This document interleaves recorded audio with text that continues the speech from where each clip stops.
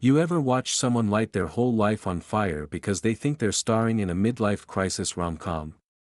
That's my husband, James. 15 years of marriage, and yesterday he waltzed in, tossed divorce papers on the coffee table like a magician pulling a rabbit out of a hat, called me a useless wife, and strutted out the door to go play fitness daddy with his shiny new mistress. He was so sure I'd crumble without him. Joke's on him, my phone now has 23 missed calls, ranging from furious drill sergeant to pathetic ex begging me to talk. It's been less than 24 hours. Men are hilarious. But let me rewind. About 8 months ago, James suddenly discovered health and wellness. Translation: he started waking up at 5 a.m. for F45, bought half of Lululemon, and stared at his Apple Watch like it was about to reveal the secrets of the universe. I actually thought it was nice at first. I mean, we're not getting younger, and who doesn't want a partner who cares about their health? He even got me a Peloton for Christmas. Sweet, right? Except he never shut up about how much it cost, and how little I used it, like the gift came with weekly performance reviews. That's when the weird cologne samples from Sephora appeared, the late work nights, and the sneaky phone habits. Then came the not-so-subtle digs: maybe I should try Botox, maybe I should keep up with TikTok skincare trends, maybe my drugstore moisturizer was a war crime. According to him, I was one serum away from being a troll under a bridge. Then came the Tiffany receipt. I was folding laundry, found it crumpled in his pocket, and my stomach dropped. We drive a 2018 Honda and shop at Target, so luxury jewelry was not exactly in the budget. When I checked our accounts, I nearly passed out. Months of tiny withdrawals adding up to a bleeding joint savings account. When I confronted him, I expected gaslighting or excuses. Nope. The man actually laughed. Walked into his office, came back with an envelope, tossed it down, and said, "Since you're being nosy, here you go." Inside: divorce papers. He looked me in the eye, smirking like a game show host, and said his lawyer thought it was a generous offer since I'd contributed basically nothing to the marriage. Then he had the audacity to compare me to Aurora, his 20-something side piece. According to him, she's ambitious, hot, takes care of herself, and has 50K Instagram followers. He didn't mention that she's also perfectly fine living off stolen joint savings. Meanwhile, I was the wife who paid bills, kept the house running, put my ambitions on hold so his career could take off, and apparently that translated to useless. He already had an apartment lined up with Aurora in some luxury complex downtown. That Tiffany receipt. A promise ring, paid for with our joint savings. He even told me I'd be begging him to come back within a week because I can't even work the Netflix app without his help. I didn't cry. I didn't scream.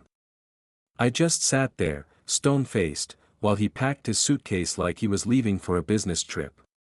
He took the iPad, his gaming console, the good coffee machine, left me the crappy backup. A real gentleman. Once he strutted out, I grabbed my laptop and started digging. Credit card statements, restaurants I'd never been to. Hotel bills, places I'd never stayed. Venmo notes that made me gag.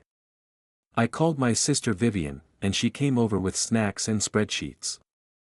We stayed up all night piecing it together like we were running a true crime podcast. By morning, I'd frozen the credit cards, thanks to a TikTok tip, booked an appointment with a divorce lawyer, and stared at my phone lighting up like a slot machine. First voicemail, angry. Second, threatening. By the 10th, he was practically sobbing, begging me to be rational. The man who told me I was useless less than 24 hours ago now suddenly needs me to pick up the phone. Poetic, really. Turns out James wasn't just cheating on me with Aurora, he was cheating on Capital One too. Nothing screams high roller like a secret $3,000 limit card used for gas stations, cheap restaurants, and Planet Fitness. Yep, The same man who bragged about his elite F45 training was swiping a basic ass card at Planet Fitness, probably flexing with his influencer girlfriend between Pizza Fridays and $10 tanning beds. Imagine leaving your wife for Aurora the fitness queen and then taking her on dates fueled by credit card points. Inspiring. So I opened my own bank account. Just a plain checking account at Chase. The teller showed me how to use their app, which was apparently too advanced for my useless wife brain, according to James. I also figured out the Netflix mystery. He had a whole separate profile for his little side chick movie nights. Real classy. Imagine cuddling up to Finding Nemo with your mistress while your wife is in the next room doing laundry. By this point, I had a folder on my phone full of screenshots, bank statements, Venmo receipts, Tiffany knockoff evidence. Organized chaos. And for the record, yes, I froze my credit. Yes, I'm documenting everything. No, I haven't spoken to either of them. My lawyer says silence is golden, and honestly, I'm enjoying it. But karma doesn't sleep. The same week James was strutting around, convinced I'd fall apart without him, I landed a job. Nothing glamorous, customer service at $16 an hour. The twist? The office happens to be in the same building as one of his biggest clients. I didn't plan it, Indeed did. First day of work, I hop in the elevator with my new laptop bag, and who's standing there in his overpriced Nordstrom suit? James. And behind him? Aurora, looking like she'd lost her dog in the parking lot. His face when he saw me in office clothes was the kind of satisfaction you can't buy with stolen joint savings. Priceless. The real fun started when my manager asked if I could help clean up some spreadsheets. Thank you, YouTube Excel tutorials, because suddenly my skills at organizing his financial mess had a real-world application. I took that same energy and handed my divorce attorney a binder of bank records, credit card bills, and screenshots, tabbed and color-coded like a psychopath. She actually smiled and said, "This is perfect, we won't even need a forensic accountant." Watching James's smug face crumble in mediation when the mediator started listing his business expenses at hotels near Aurora's apartment was better than any revenge fantasy I'd cooked up. And just when I thought I'd peaked, I remembered the Peloton. The one he claimed I never used. Guess what? The workout history showed him and Aurora riding that overpriced bike together in our house while I was at my sister's. I slid the printout across the mediation table like I was dropping evidence in a courtroom drama. James stuttered. Actually stuttered. The cherry on top. Aurora finally realized her Prince Charming was broke. She discovered the Tiffany promise ring wasn't even from Tiffany, it was a cheap knockoff from a look-alike website. How do I know? Because Aurora messaged me on Instagram with receipts. Screenshots of James promising her a car, with what money, exactly, texts about a luxury apartment he couldn't afford, and plenty of insults about me. She wrote, "I thought you should see who he really is. I'm done with his lies." I didn't respond. Just forwarded everything to my attorney. Revenge tastes better when it's notarized.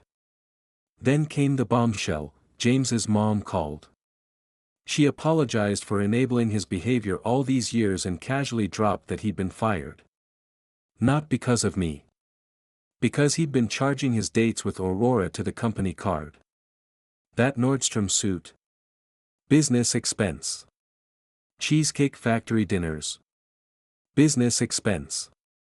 Luxury hotel rooms. Yep, business expense. Fraud looks good on him.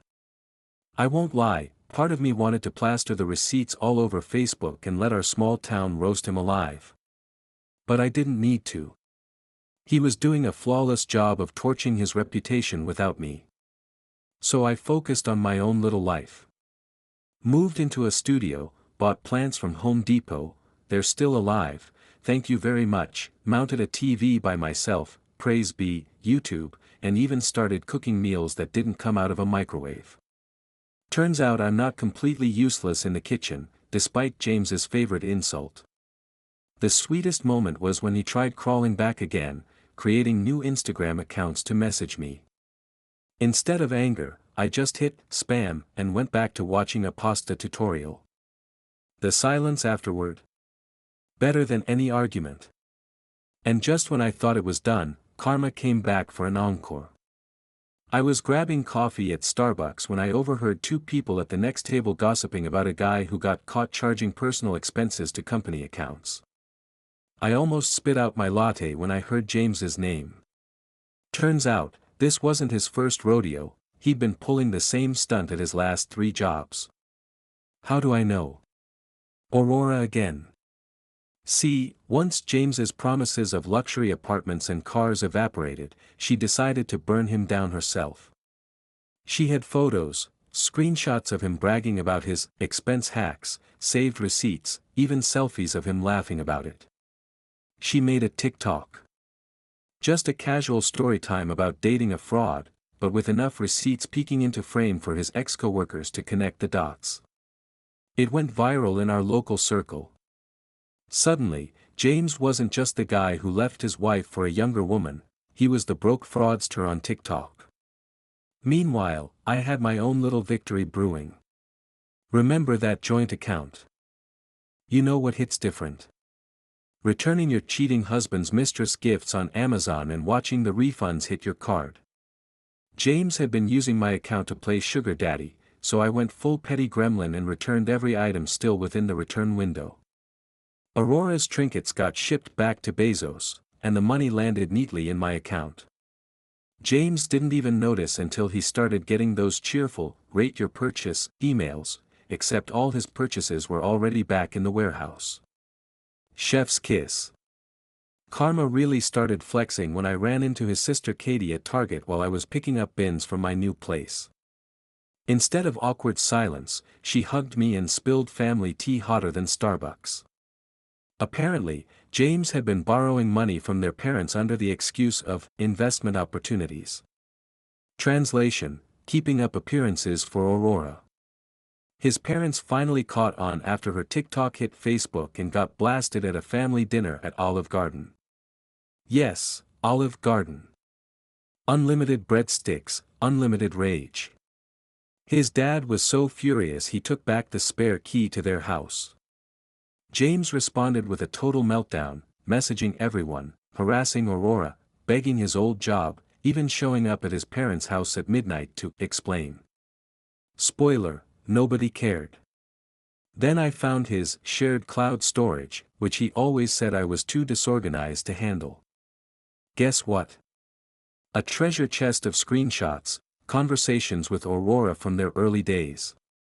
Plans about the life they'd live after ditching me, sprinkled with digs about how useless I supposedly was. I didn't even need to get creative, just forwarded everything to my attorney. She actually laughed. Said my case was writing itself. Aurora, for her part, kept the TikTok saga rolling. She posted a follow-up, this time showing the fake Tiffany ring and the sketchy site James bought it from. The video already has 50,000 views. Watching him unravel online while I sip my coffee feels like karmic theater. And speaking of coffee, James actually tried to storm my workplace to clear things up. Translation: beg me to help patch his shredded reputation. Security didn't even let him past the lobby. The whole tantrum is now immortalized on our office cameras. I celebrated by changing all our old streaming passwords one by one, watching his Ring doorbell light up with failed login attempts. Netflix, Hulu, HBO, ESPN, click, click, click. By the time ESPN Plus locked him out, I was giggling like a villain. Oh, and that Tesla Model 3 he leased to impress Aurora? Repossessed right out of the Motel 6 parking lot where he's been squatting since she dumped him. I watched it happen from the Dunkin' drive-thru across the street, sipping an iced latte like it was front-row entertainment. Sometimes the universe just serves things hot. Fast forward 6 months, the divorce is final. No dramatic courtroom battle, just bland paperwork and signatures. James showed up in his once glorious Nordstrom shirt, now wrinkled and too tight, looking like Aurora's influencer dreams chewed him up and spat him out. Corporate karma hit too. His old company didn't sue him for expense fraud, they just blacklisted him and moved on. Aurora? She bailed quietly, moved back to her parents' suburb life, and even tried to DM me for closure. Left her on read. Some things don't deserve an epilogue.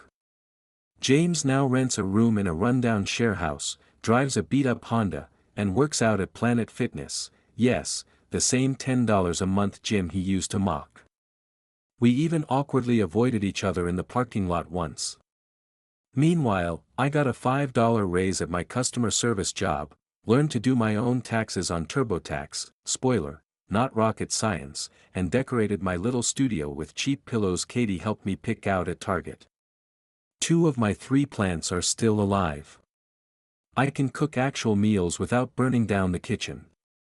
Basically, I'm thriving at all the basic adult tasks James swore I'd never manage. The best part? I don't even need big revenge anymore. My quiet life is revenge enough. Last week at the bank, I deposited my paycheck in person, the same branch where 6 months ago I was shaking, terrified, opening my first solo account. The teller smiled at me and said, "You look happier." And you know what? I am. James can keep his Motel 6, his repossessed Tesla, his knockoff Tiffany drama. I've got plants, a paycheck, and peace. That's more than he'll ever buy on any credit card.